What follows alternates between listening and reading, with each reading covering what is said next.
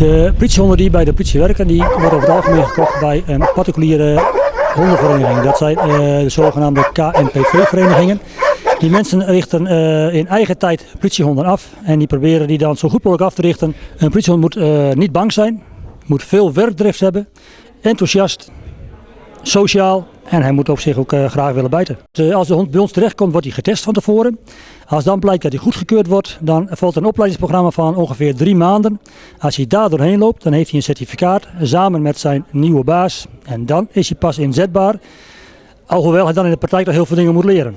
De meest geschikte honden die bij de politie terechtkomen zijn over het algemeen Mechelse herders. En dan met name kruising Mechelse herders. Die honden zijn vrij makkelijk af te richten. Die hebben de driften die wij van ze vragen. Willen graag werken voor de baas, blijven enthousiast. En zijn over het algemeen de meeste type honden die afgericht worden bij de verenigingen. Over het algemeen gaat de voorkeur uit naar een reu. Die zijn over het algemeen iets groter. Dat wil niet zeggen dat de teef minder het werk doet. Maar een teef zo 2 keer per jaar toch loops. Moet je toch rekening mee houden op de trainingen ook. Maar een goede teef is best geschikt als politiehond.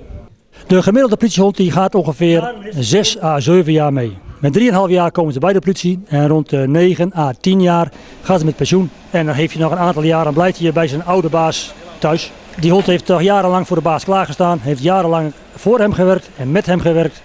En dan mag hij zijn oude dag daar ook genieten.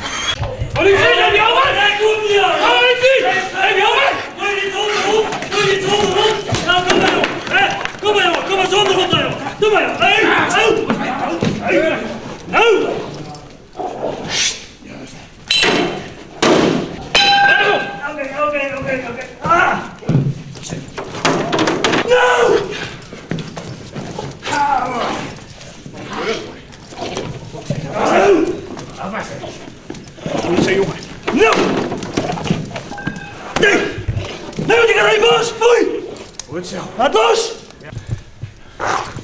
Goed zo, vriendje. Geweldig. Hij is hier weg. Politie! Heb je ook de honden ingezet? Juist, hou vast die vent. Hou vast die vent. Hou vast. Ja, liggen! Op de grond, liggen! Armen spreiden! Wie pakt wie krijgt met u het einde van de hoornbeet?